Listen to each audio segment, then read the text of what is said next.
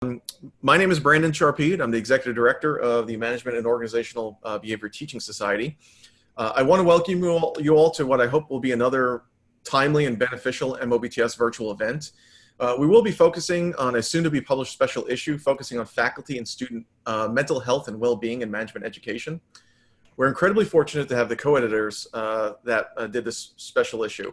Joining us tonight to lead this session are Marissa Edwards and Neil Ashkenazi, both of University of Queensland. We were also fortunate to have Angela Martin of University of Tasmania on this special issue. However, Angela was not able to join us for this event. So on behalf of MOBTS, we do sincerely thank Marissa, Neil, and Angela for not just taking this special issue on, but agreeing to do this event as well.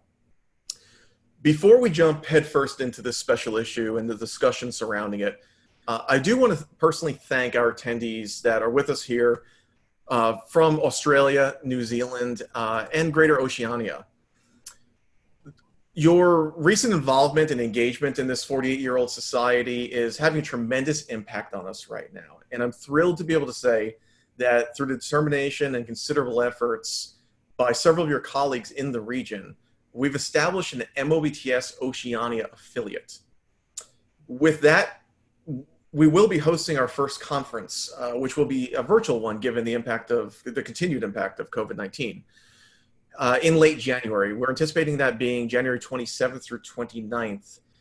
We are on schedule to publish the call for papers for this and open up the submission system as early as this upcoming week. So do please be on the lookout for that. Our intent is to establish a long-lasting presence in the region, and we do hope that you'll be a part of what we anticipate being a bright future with this venture. So with that, I want to hand things off to Marissa and Neil. Marissa and Neil, the virtual floor is yours. Thank you. Thank you, Brandon. So hi, everyone. Thank you for attending today. We really appreciate having people here for this presentation.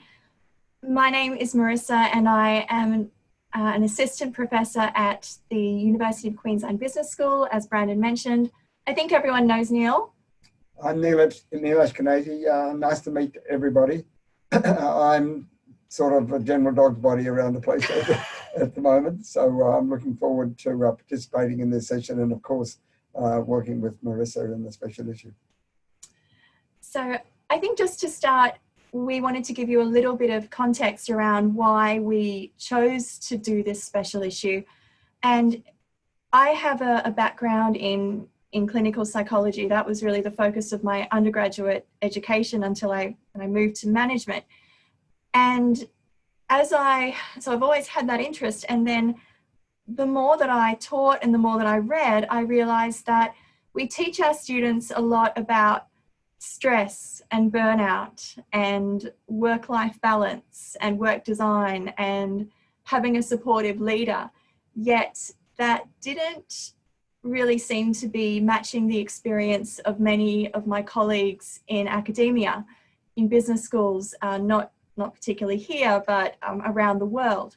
And I'm also very active on Twitter, and I realized there were these conversations happening about people, especially PhD students and early career academics, really struggling with the pressures of entering the academy for the first time.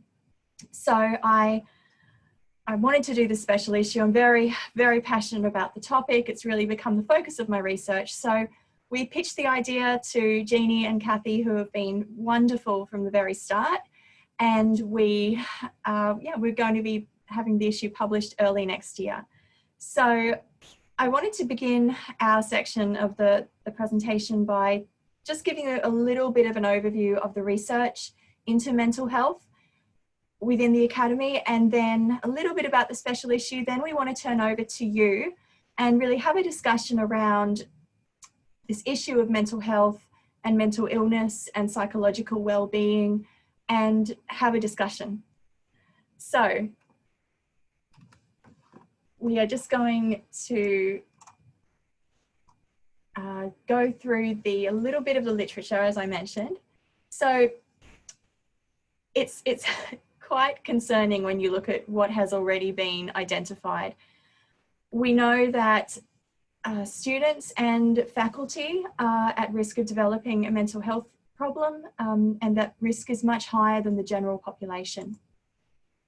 From some of the other research, this was in the United Kingdom, 43% of academics in this survey who completed the survey displayed symptoms of a mild mental illness.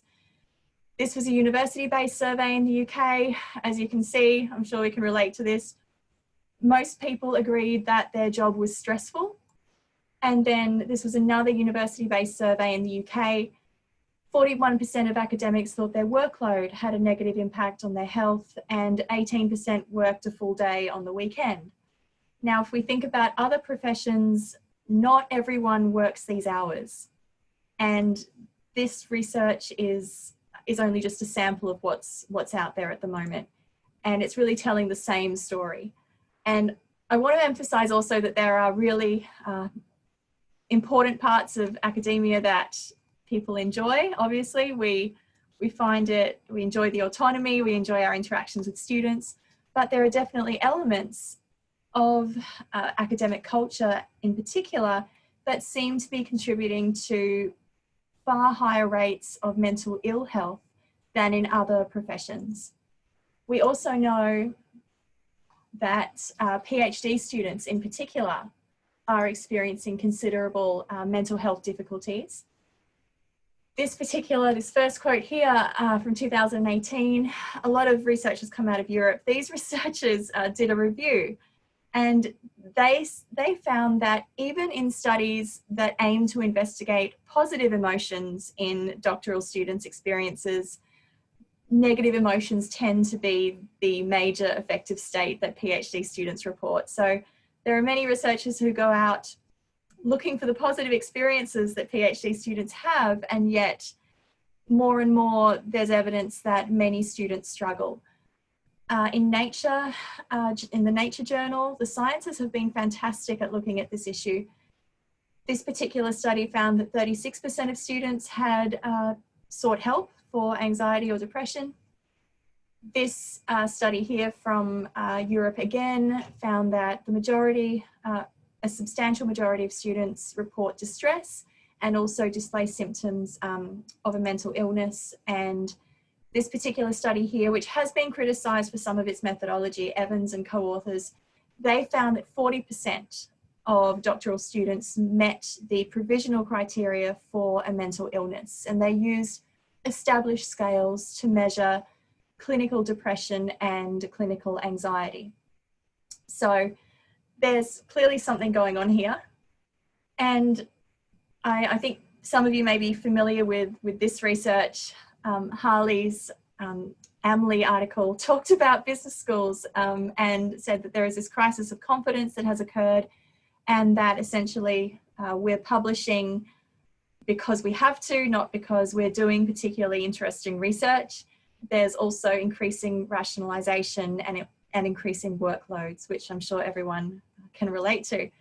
And this book by Parker, this was from a podcast, he said that business schools should be bulldozed and that they've become essentially a machine for turning income into profits. And I think that we're seeing that more and more in the context of COVID.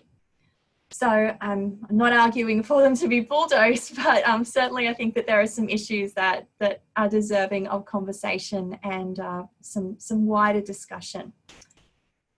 So our special issue, in the context of all of that research, we thought it would be timely to look at mental health and also well-being in management.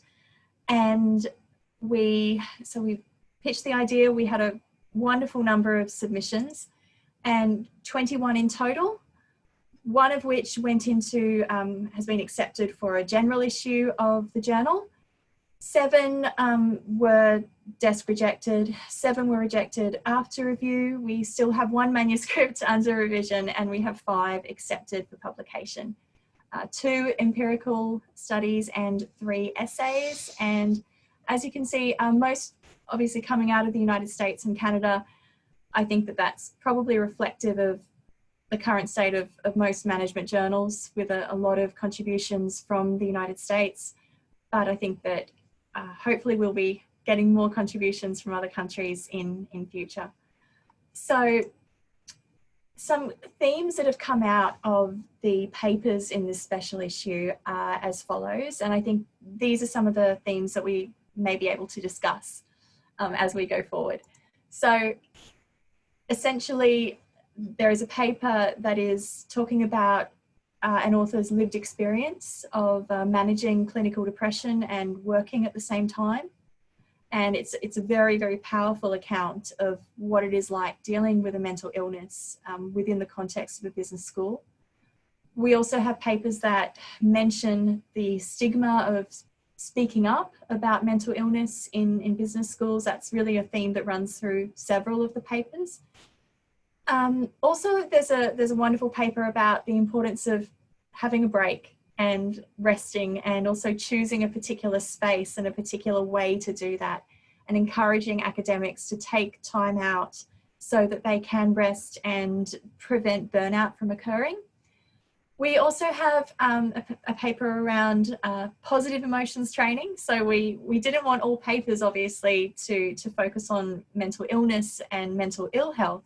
We wanted to look at well-being as well. So we have a paper looking at positive emotions training. There's another paper around imposter syndrome and mental illness and stress in PhD students, and also social support. And I think that PhD students are certainly an understudied cohort in this area. There's certainly a lot of, there are opportunities to look at many issues with PhD students. They are a very vulnerable population. We see that from many of the studies that have been conducted, not only in management, but in other disciplines as well.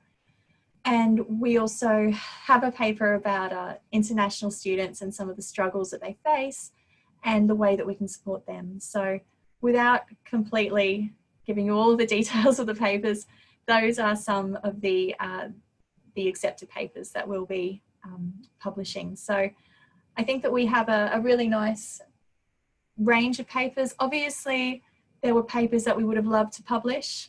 There were some really fantastic ideas, and I really hope that the feedback that the authors received, they found encouraging and will prompt them to move forward with some of those ideas and maybe redesign some of the studies, collect additional data, maybe rethink some of their theorizing, because this is an important issue. And I think that all of our authors were really passionate about the work that they were doing. And I think that's why it made it really difficult to try and writing those rejection letters, because obviously we wanted to publish as many as we could.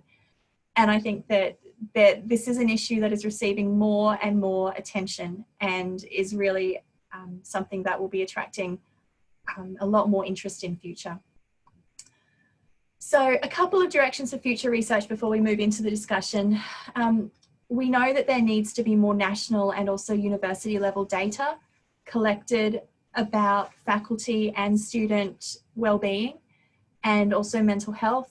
Here at the University of Queensland, I'm currently coordinating a study with a team of researchers to look at engagement and culture and well-being across our entire PhD student cohort. We have around 4,500 students here at the University of Queensland across the entire university, and we are looking to launch that survey by the end of the year. So it's just one contribution in that space, but we need to see and collect more data to know how students are functioning. At the moment, most of the studies are snapshots, and they're done in different contexts, so more comprehensive data is needed. We also believe that different studies of students at different career stages is really important. So knowing that PhD students struggle, we're aware of that, but early career researchers, especially those before tenure, they are also important, and they report definitely difficulties in that pre-tenure stage. There's lots of anecdotal evidence that process and the pressure to publish during that time is exceptionally stressful. As I've mentioned already, there is a need to look at differences between disciplines. So there hasn't been a great deal of research into management students and management doctoral students either. And we think that being able to look at differences between disciplines and differences in how students are taught, differences in culture between disciplines is really important. We know that in science, there has been quite a lot of research done with PhD students looking at their mental health. They are under exceptional pressure to get grants and to get postdoctoral positions. And there are also just differences between disciplines that need to be explored further. Qualitative research, I think, is something that we need to explore as well. I think interviews, first-person accounts are just so powerful and can really complement our quantitative studies. And also looking at interventions, and this again is something that I'm involved with at my university, identifying which students are struggling, why are they struggling, and then looking at ways that we can really change things, because there is enough evidence to say now that students and faculty are reporting higher rates of stress and mental illness than in other populations, and especially the general population. Their rates of mental illness far exceed that. So something is going on. And I think that we need to look at this and say, this is not normal. It shouldn't be accepted. And we need to look at ways that we can address this and promote change. And I think this is kind of the final question. How do we promote this cultural change? So I think that will, hopefully there'll be some really important conversations around that, because it seems almost as though it's accepted that students need to suffer and early career academics need to suffer and struggle to progress in their career. And I think that we need really to change that expectation. So that's really our presentation, and I'd like to really open up for discussion now. Our details are there. Neil doesn't tweet enough, I just like to say.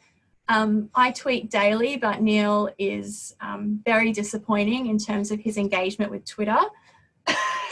But if you would like... Being encouraged. Strongly encouraged to engage with social media.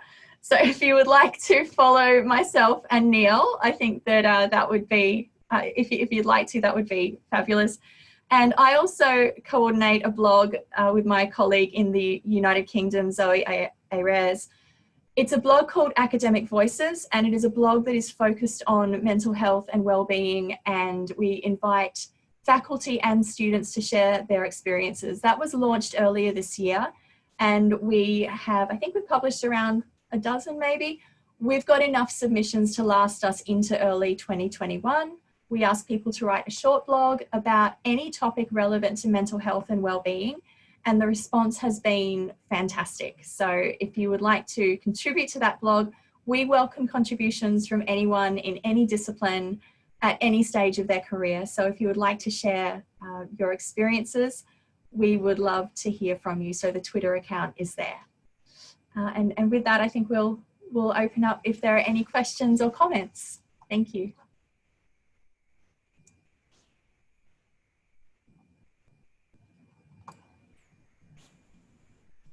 And if you do have any questions, feel free just to unmute yourself. You don't need to take yourself off a video if you don't want, just fire away.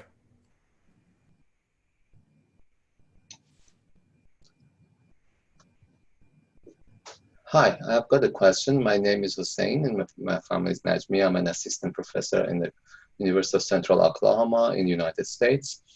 As a matter of fact, I was working on, we collected some data and we were trying to, submit a paper to this spatial issue, but unfortunately we missed the deadline. So it took around 2 years to collect all that data and run everything. The question is that, first of all, do you guys still accept any paper for that spatial issue? And the second one is that considering the complexities that spatially when we want to capture those variables that are influencing the students, and it's a very complex issue, especially when you collect the data and you start running the analysis. There are so many factors that you can see there. I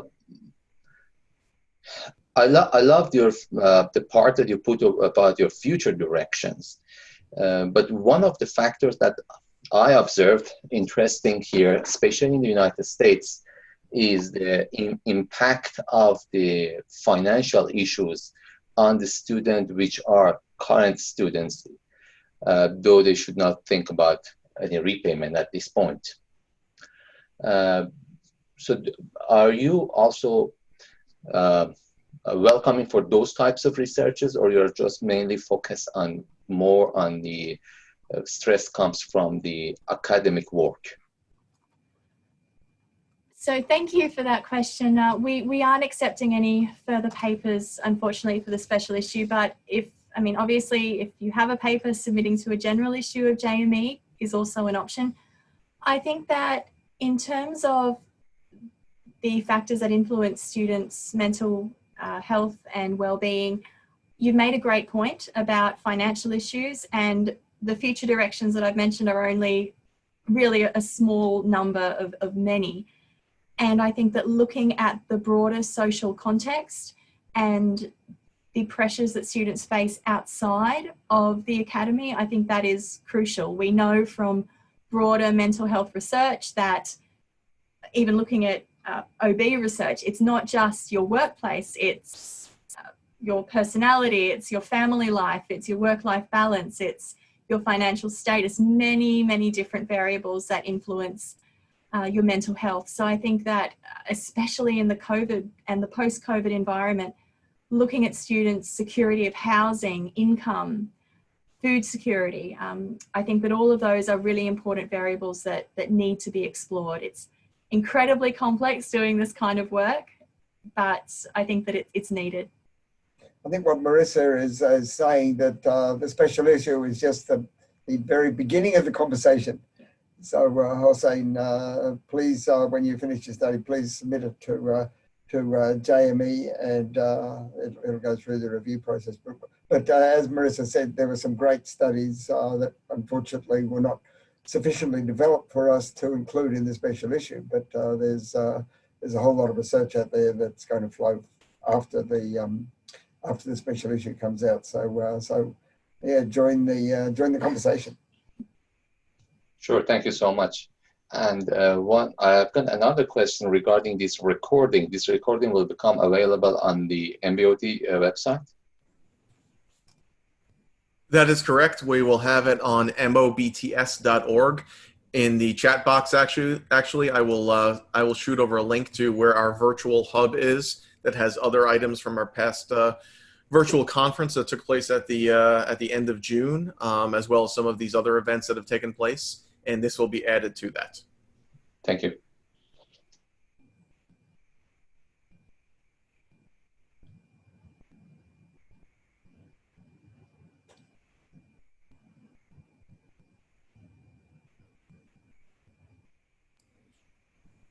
Any other questions or comments? It's like a pregnant silence there. I'm sure somebody is going to... I have one. This is Andrew. Hi. So I was in an event last week with our first year doctoral students, and they, in that orientation, we always tell students this is a lot of work, and it is. I think for all of us who've gone through that, and also the pre-tenure process, just like you mentioned. I think it's important that we are realistic with students about the amount of effort that it takes to go through this. But at the same time, like we've all been talking about, it takes its toll. So what are some, you said that there's at least one study that's looking at interventions, but I think we have to, as a field, recognize that what we're doing does take a lot of effort. What do you think we should be doing, or what should we be changing, especially at that doctoral level, at that first year, second year, third year level, to maybe, I don't know if we can alleviate the burden of learning a lot of things very quickly. That's very new for a lot of people. And that takes a lot of time, but how do we, I don't know, how do we improve? How do we just get better at it so that this isn't so catastrophic? The secret is mental health support. I mean, to recognize that these symptoms are emerging, and to have resources available that can assist students to deal with the mental stress that they're involved in. But then there's the bigger picture that Marissa was addressing, and that is the overall culture. Well, I'm studied culture for many years, and it's bloody hard to change. But that's the bigger picture. We actually have a commentary paper coming out in organizational psychology perspectives, that SIOP journal, where we actually set forth a little bit of an agenda of small changes, mid changes, and large changes that can help in this process. So that should be out next year. It's only a short piece, but it's got a neat little summary in it that we penned. And that's thanks for promoting that, Neil. But that's for undergraduate students, I should emphasize, not for graduate students. I think it applies just the same. It does. And I think that we talked about the importance of trying to establish a supportive culture. I think Neil's point about mental health support is incredibly important. If we look at the conversations at Twitter, I asked a question at Twitter on the 8th of June. I'm about to do a different presentation about that. And I asked students, if you could change one thing about academia to improve mental health, what would it be? They talked about the need for more mental health support.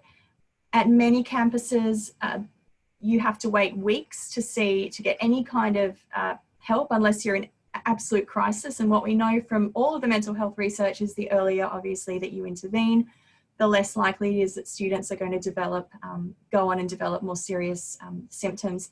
So more mental health support for students. Andrew, I think you make a great point about the need to be realistic with students and really set out what this is going to involve, what the process will involve, certainly to achieve a PhD. And I think, and obviously culture and workload was something that kept coming up again and again and again, talking to both students and early career faculty. And I mean, as supervisors and advisors of PhD students, we can do small changes like saying, I will only respond to emails sent between, on business hours. I won't respond to emails on weekends. Weekends are for you to actually rest and restore. That's what one of my colleagues does in the School of Psychology. She's an organizational psychologist, and she immediately, from the day one, says to her students, you need to make sure that you take time off to look after yourself. Your dissertation is separate from you. They are not one and the same. You have a separate identity. And I think also making sure that doctoral students have appropriate social support as well, encouraging them to make sure that they keep up with their social networks. We know that for every group that a person joins, their risk of depression reduces, I think, by around 10%. There are small changes that we can make, and I think that we need to have wider conversations around those.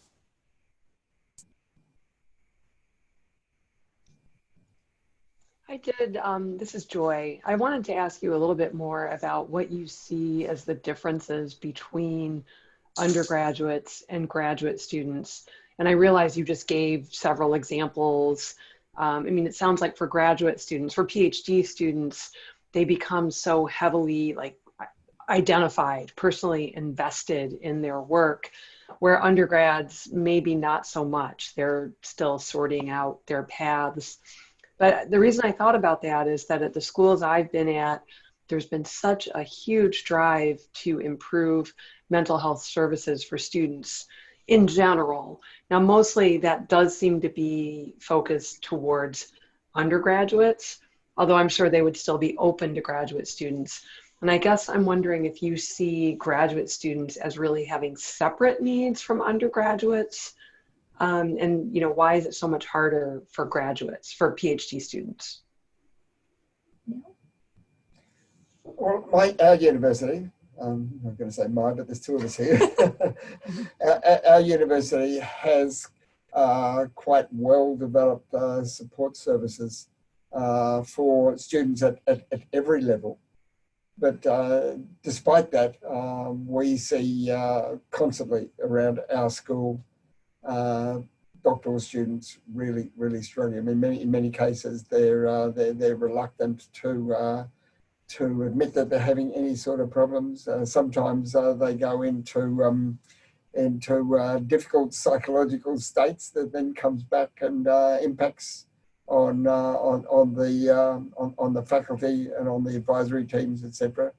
The important thing is to make sure that students are aware right from the outset that the resources are available, and these are the things that you need to identify. And one of the things that we focused on in the organizational psychology article was mindfulness. So make sure that they're aware of how you become mindful of your own state and your surroundings. Mindfulness is an important key across every aspect of mental health, of course. I think also in terms of the differences between undergraduate and graduate students, it's a great question, thank you. There are many, but I think that at least in my experience, undergraduate students don't often have a well-developed sense of identity. They don't know what they're going to, maybe they're not sure what they're going to study, they don't know what their career path will be. For doctoral students, they already know they're smart. They might have been a high achiever throughout their undergraduate time, and then they're thrown into this new cohort where everyone is smart. Everyone's a type A personality, everyone's an overachiever, and that can be very confronting. And I think also there is so much pressure on students to achieve at a high level, because it's really leading to a career path. And if they don't get those top publications in particular, and this came out in some of our articles in the special issue, the pressure in terms of completing that dissertation and then getting tenure is enormous. And I think that undergraduate students, while they certainly face some stresses, it's a very different learning environment, and they come in with quite a different identity as well.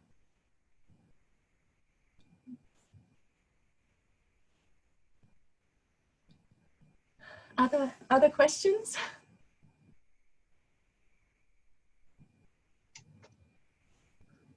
I think the publish or perish imperative is really driving a lot of this, as Marissa mentioned. But we've got another comment. Yeah.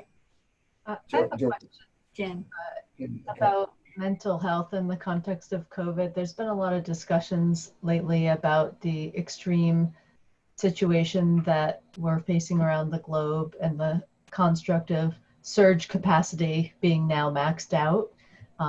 And so I'm just curious about your thoughts of this issue, which is the conversation amongst many academics, but how should we be thinking about mental health and academia in this moment where there's conversations, we're actually having conversations about what should be happening for the policies, procedures, promotions, and I feel like it gives us this nice opportunity perhaps for some change. So I'd just be curious to hear some of your thoughts at this intersection.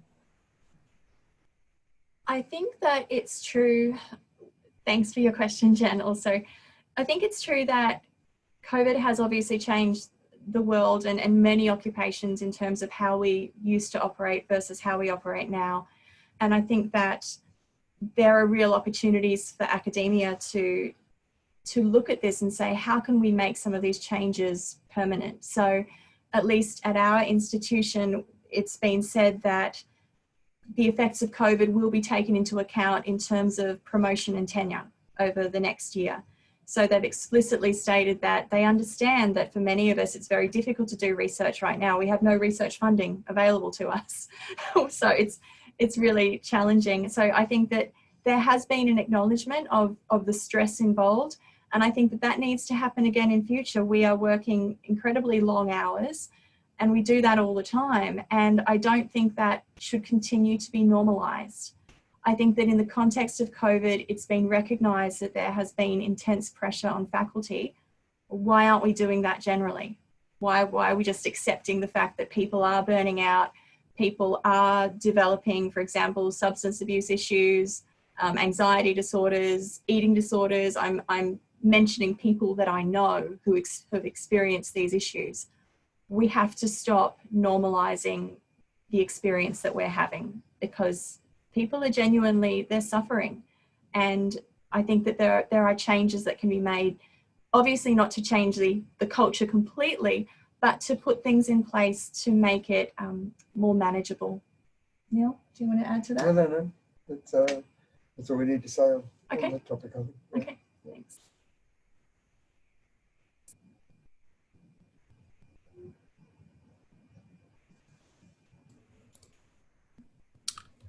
Do we have any other questions?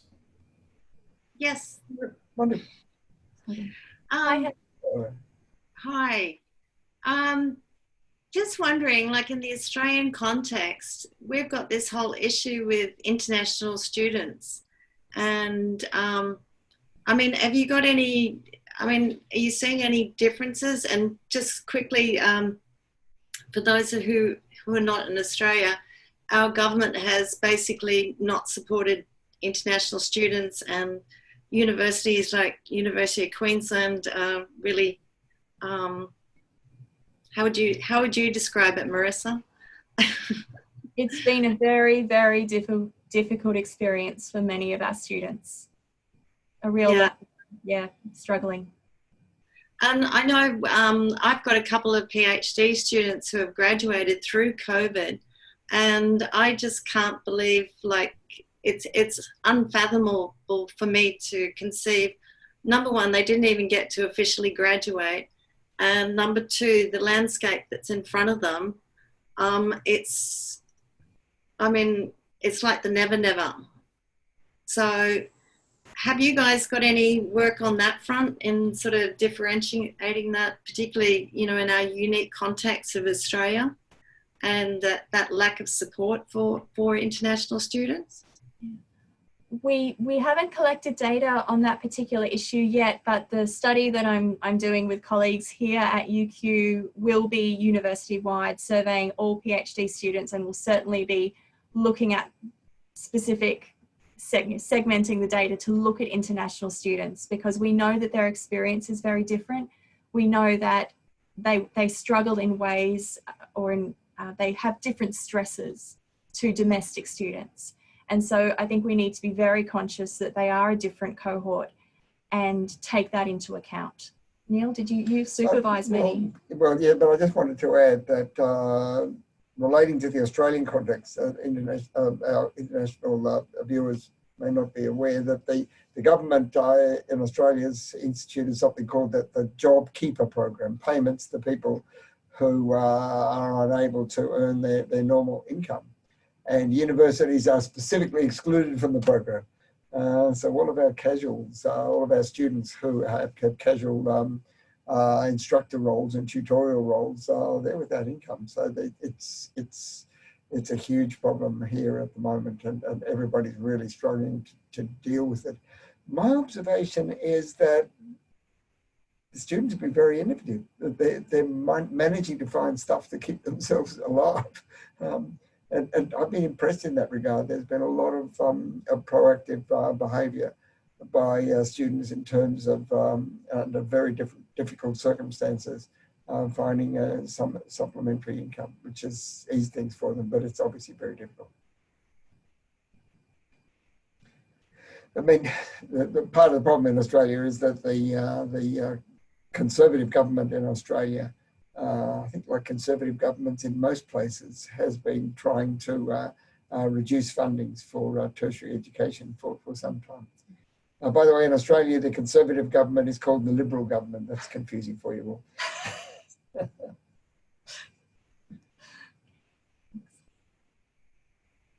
Did you want to add something on Publish and Perish you were talking about before? Oh, yes. I guess. I mean, I've had a lot of experience as an editor at journals that accept less than 10% of the articles that are submitted to them. And I published an article several years ago when I was at JOB. Publishing today is more difficult than ever. Some of you may be familiar with that article. If not, it's actually in the public domain. But that's 10 years ago I published that, but nothing much has really changed in that regard. There is, as we all are aware, a huge type 2 error rate amongst our ranks. One thing I've always adopted with my own doctoral students is to let them know it's okay if you don't go into an academic career. And I've seen some of my students go into fabulous, successful consulting careers and into industry as well. So it's only a small proportion who are going to go through this mill. There are far too many PhD students for the number of academic positions available, but the important thing is to let the students know that their contribution does not have to be necessarily restricted to academia. It's the broadening of the mind and the processes that they've learned while going through this strenuous multi-year candidature that prepares them for later life.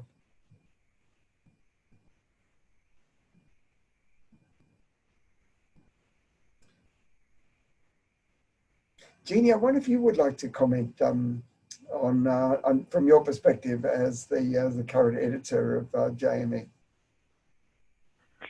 Well, I think the journal looks for timely, interesting topics that deserve development, that either are growing in importance and we want to begin a conversation, or have processed through in 10-year increments. We have another special issue that's coming out on sustainability and management education, which is not an under published area, but there are new things to ask and to talk about in relation to those themes. So for this, we were pretty excited, actually, and it was serendipitous in not a good way, but serendipitous that so much was going on with COVID, and so the relevance of the work that was coming in and being discussed really was important, we thought. We actually asked Neil and Angela and Marissa to speed things up a little if they could. And we began publishing online first some of the articles that were early acceptances, so that people would have some support for not only what they were feeling, but how they were beginning to think about researching the impact of COVID on mental health. So, and in terms of their credentials, the three have excellent credentials, and that counts for us. We're both developmental. Neil has been on the editorial board for many years. Marissa joined the editorial board a few years ago, and we brought Angela along. So we're delighted to have the special issue coming out early next year. Thanks. Thank you, Jeannie. Thank you. Yeah, I should mention, thanks, Jeannie. Angela is actually she's published very widely, and her work is around mental health in organizations. And right. So but not in management education. Yeah. Exactly. Yeah, exactly. Right. But she's been a wonderful addition and to the team, and she's been a reviewer, been on editorial boards, and I think we've worked quite well, Neil. Yeah, it's been great. Yeah, great. Well, just for those who were interested in knowing, they did have to submit their credentials, and they did have to write a fairly robust call for papers, that gave the JME AEs and the editors the opportunity to really see what their vision was, and that's the process we use at JME. We vet special issues with the AEs because they're part of the team. They're,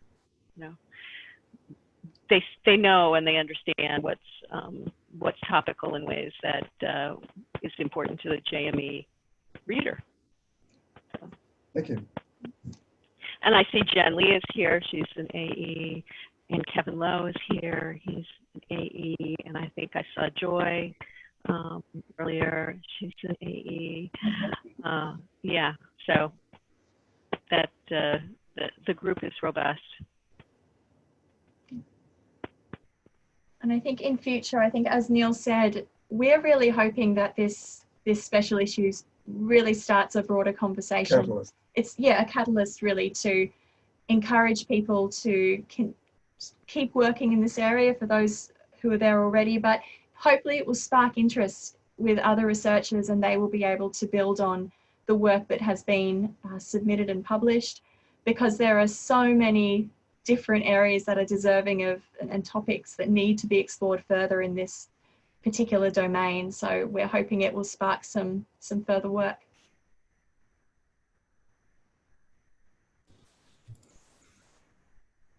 Thank you. Do we have anything else? We've got a couple of minutes left before we do need to wrap things up. If anybody else has any questions. Well, I don't have a question, but I just want to have a quick comment about the question that the gentleman asked about what he can do in order to lower the stress or the pressure for the fresh PhD students or PhDs first, second, and third year. Just as a fresh graduate of the PhD program in the United States, I would say that one thing that I have discussed it extensively with a lot of other cohorts across the United States and even Australia, New Zealand, and Malaysia. What we have found is that a very, very important part which is missing in most of the PhD programs is the mentoring part that put a huge amount of pressure on the PhD students. And if that mentoring part is done by a supervisor, that can be extremely beneficial. And I think by mentoring part, one of the most important aspects of it is focusing on teaching the students not the knowledge. The knowledge is something that everybody can nowadays learn, but the process of doing things. And that process, if it is taught in an effective way, it will be an extremely efficient thing. I'll give you a brief example of what we did. I mean, we were talking and we were basically trying to get it, but we couldn't find it. So what we did, we kind of joined our cohorts with each other, and we started learning each year, start learning from a year above, and they start mentoring each other from and that turned out fabulous, especially when we went to the job market, and it was extremely helpful with transferring all that experience. So I think that having a mentoring program or a mentoring component can alleviate that pressure, I mean, very significantly. I think that's an excellent point, and that's something that comes up at Twitter in conversations. I know Twitter is anecdotal, but it's a fantastic resource, and I think that you can learn so much from the students who are very openly sharing their experiences and their stories of not only mental illness, but also how to maintain well-being. And mentoring is a really huge aspect of that, and role modeling from supervisors, assistance from other students, developing those groups, that's so important. And Brandon, before we finish, I'd just like to say a big thank you to all of our reviewers. I don't know if any of them are watching, but my first time as an associate editor, having amazing reviewers was such a relief. And it was just, we're both, I think, and Angela as well, really grateful to the associate editors and the reviewers who did such a fantastic job. Absolutely. And yeah, and thank you to everybody from Jeannie and Kathy Lundeen as the editors of Journal of Management Education, to having the foresight to selecting the three of you, Marissa, Neil, and Angela, for taking this on. And I think on behalf of everybody, I think we do all hope that this is just the start of of an expanded conversation. I think it's much needed, no question. So assuming that there's nothing else out there, I appreciate the engagement and interaction from our attendees. I appreciate that people from all around the globe did happen to join in here. For those of you that are in the Australian and New Zealand region, and even those of you who just like to stay up really late, just a reminder, we will be having an MOBTS Oceania call for papers and submission system opening probably later in this week, maybe as early as Monday. So Kevin Lowe has chaired that committee, and we've had tremendous engagement from many of our international attendees from University of Canterbury. So thank you to all of them. So if there's nothing else, I'm going to close things up here. Again, this will be recorded. It'll be on our website. I believe Facebook, it's streamed wonderfully on Facebook Live. I was keeping track of it. A lot of viewers over on that end as well that were not in this room. And so you can check it out over there as well, because I do think it archives it. And beyond that, Marissa, Neil, thank you so much for your time. Thank you so much for your efforts. And we hope to see more of you. Thanks so much, everyone. It's been our pleasure. Yeah, it has. Yeah. And Angela too. Angela's been amazing, a wonderful Absolutely. part of the team. Thank you, Angela. Hopefully you watched the recording, and thank you very much. Okay, thanks very much, everybody. Thank you. So I'm going to close out the room now, but again, thank you for everybody, and I hope you have a wonderful day, a wonderful evening, wherever you might be. Thank you very much, Brandon, for organizing. It's been terrific. Wonderful. Thanks. Take care. Bye, everybody. Bye. Bye.